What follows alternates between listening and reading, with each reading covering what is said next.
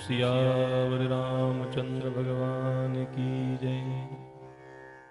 राम राज अभिषेक सुनी, हियर से नर नारी। लगे सुमंगल सजन सब, विधि अनुकूल विचारी।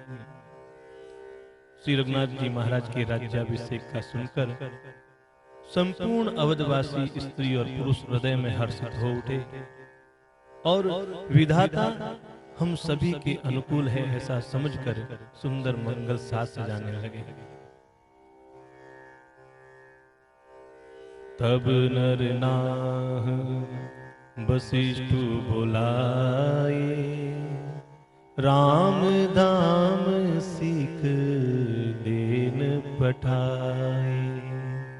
गुरु आगमनु सुनत रघुनाथा, द्वार आई पद नाय माता। तब राजा ने वशिष्ठ जी को बुलाया और शिक्षा देने के लिए श्री रघुनाथ जी महाराज के महल में भेजा कि हे गुरुवर, राम अब सयाने हो गए हैं, वह युवराज के पद को प्राप्त करेंगे तो आप जाकर के उन्हें राजकाज से संबंधित जो ज्ञान होता है वह उन्हें प्रदान करावें। तो गुरु का आगमन सुनते ही श्री रघुनाथ जी महाराज दरवाजे पर आकर के उनके चरणों में मस्तक नवाया। सादर अर्घ देय घर आने, सोरह भांति पूजी सन्माने। गहे चरण सिय सहित बहोरी, बोले राम कमल कर जोरी। आदर पूर्वक गुरु जी को अर्घ्य देकर के उन्हें अपने घर में ले आए। षोडशोपचार पूजन किया और उनका उचित सम्मान किया। फिर जानकी जी के साथ उनके चरण स्पर्श किए और कमल के समान अपने हाथों को जोड़कर श्री रघुनाथ जी महाराज विनीत भाव से बोले। क्या बोले? सेवक सदन स्वामी आगमनु, मंगल मूल अमंगल दमनु। तदपि उचित जनु बोली सप्रीति, पठइय काज नाथ असी नीति। कि यद्यपि सेवक के घर स्वामी का पधारना सभी प्रकार के मंगलों का मूल है और अमंगलों का नाश करने वाला होता है, लेकिन फिर भी हे नाथ, उचित तो यही था कि प्रेम पूर्वक किसी दास को ही कार्य के लिए बुला भेजते। यही नीति है। आपने आने की तकलीफ क्यों की? मैं आपका सेवक हूं, आप मुझे बुलावा भेज देते। परंतु प्रभु, आपने अपनी प्रभुता को छोड़कर स्वयं यहाँ पधार कर जो स्नेह किया है, इससे आज यह घर पवित्र हो गया।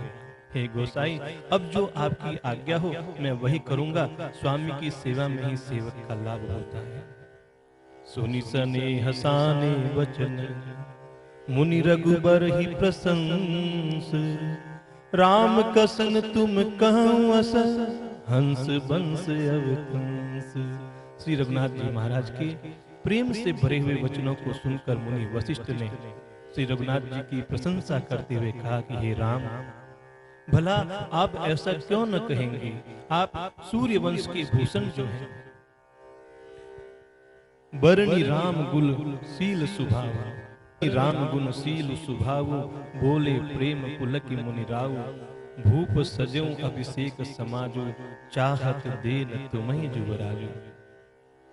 श्री रघुनाथ जी महाराज के गुण, शील और स्वभाव का बखान करते हुए मुनिराज प्रेम से भगवान श्री रघुनाथ जी महाराज से कहते हैं कि राजा दशरथ जी ने राज्याभिषेक की तैयारी की है, वे आपको युवराज का पद देना चाहते हैं।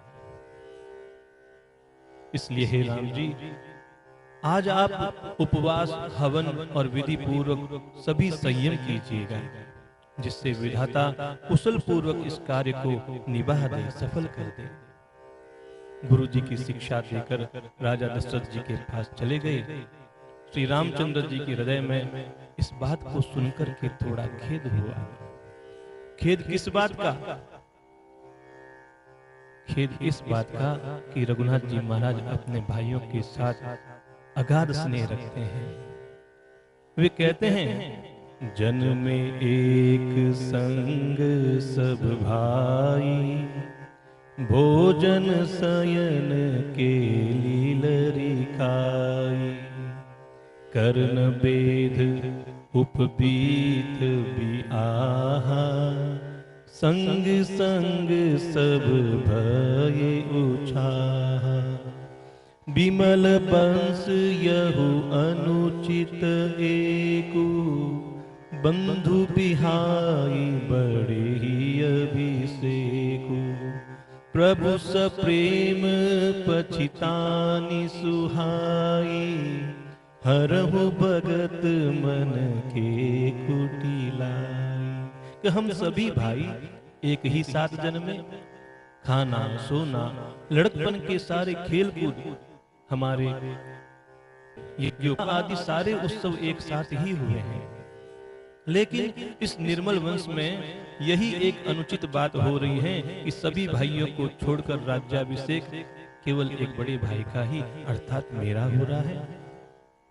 तुलसीदास जी महाराज कहते हैं कि प्रभु श्री रामचंद्र जी का यह सुंदर प्रेम पूर्ण प्रस्तावा भक्तों के मन की कुटिलता को हरने वाला है। यदि कभी आपके मन में कपटपूर्ण ऐसे भाव आए तो इस चौपाई का मन में मनन करें, ठाकुर जी महाराज कपट के भाव को मिटा देंगे। तेहि अवसर आए लखन मगन सब प्रेम आनंद, सन्माने प्रिय बचन कहीं, रघुकुल कैरव चंद, सियावर रामचंद्र पद जय शरणम। उसी समय में प्रेम और आनंद में मग्न होते हुए श्री लक्ष्मण जी महाराज वहां पर आए। रघुकुल रूपी उस कमल के खिलने वाले चंद्रमा श्री रामचंद्र जी ने प्रिय वचन कहकर उनका सम्मान किया। बोलो सियावर रामचंद्र भगवान की जय।